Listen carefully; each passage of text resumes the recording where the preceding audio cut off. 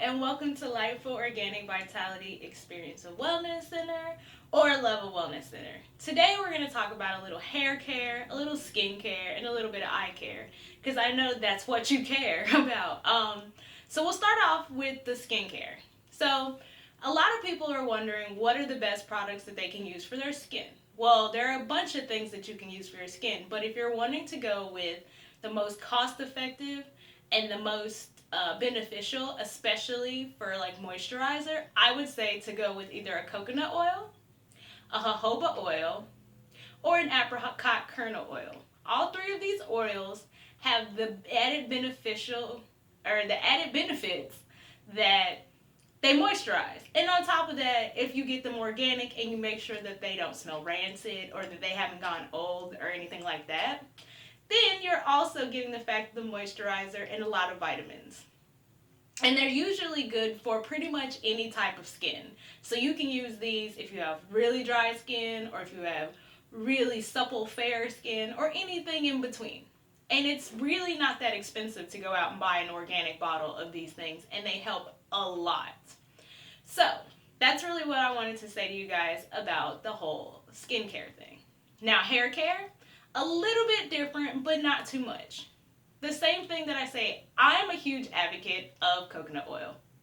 Coconut oil is one of those things that just keeps on giving over and over and over again. You can use coconut oil to clean your teeth, to clean your hair, to clean your skin, to moisturize, to remove old makeup. So there's a lot of good things with the coconut oil. But again, that's one of my favorites, so I'm a little biased on that.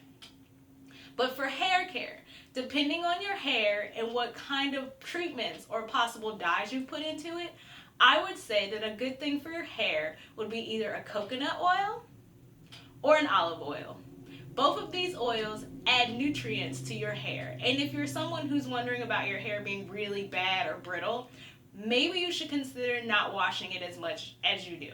Because a lot of people overwash their hair because of the feeling of necessarily wanting to have it clean.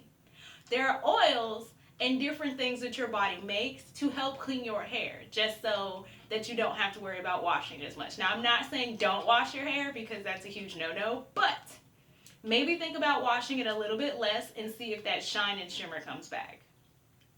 So, again, going back to our skincare. If you're a female who likes to wear makeup, or even a guy who likes to wear makeup, make sure you check your makeup.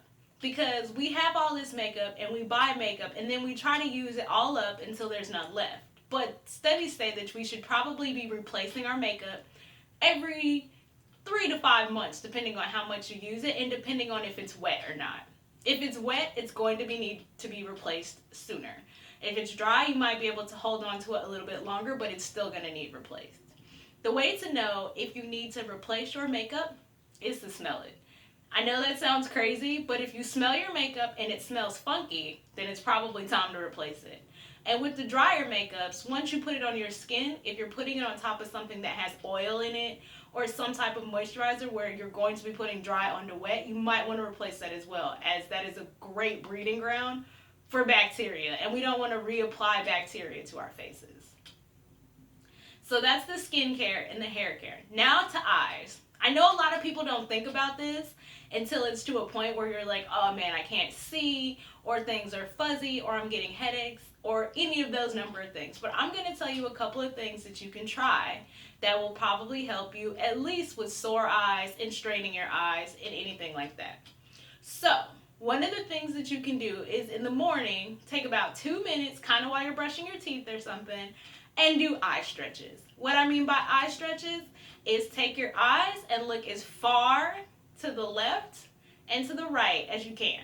So you're going to look and try to get your eyes to look this way and feel that stretch. And try to hold that stretch for about 20 seconds or so. And then you're going to do the other side. And then you're going to look up as far as you can. And then you're going to look down as far as you can. So to recap, you're going to look in all directions. You're going to look one to the right, one to the left, up and down. And after you've done that for about 20 seconds, you're going to roll your eyes to the right and then roll your eyes to the left. By doing this, you're strengthening the muscles that are behind the eye and that might keep the blood flow to the area going a little bit longer so that you don't have any issues worrying about, eye care and stressing, fuzziness, or anything like that.